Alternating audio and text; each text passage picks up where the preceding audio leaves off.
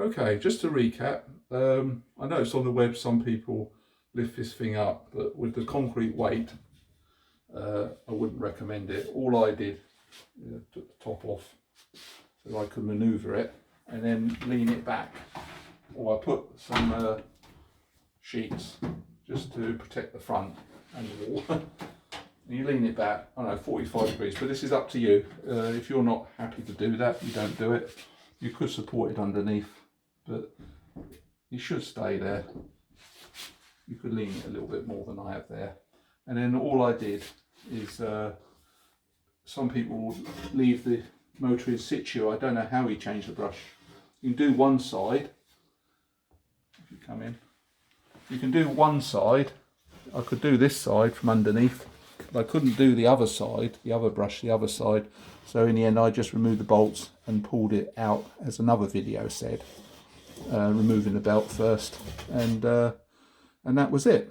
So the brushes, I'll just show you, the ones that were in the, these are them. As you can see, pretty worn. So they've been replaced. That should work. Remove the plastic cover by cutting the cable tie. Remove black connector by squeezing at the back to pull it out, and disconnect the green wire from the tag.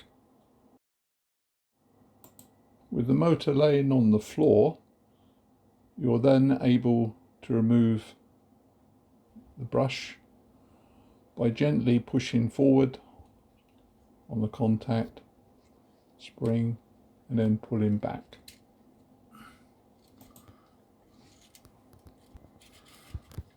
Note that you must put the replacement in the same orientation as the original brush.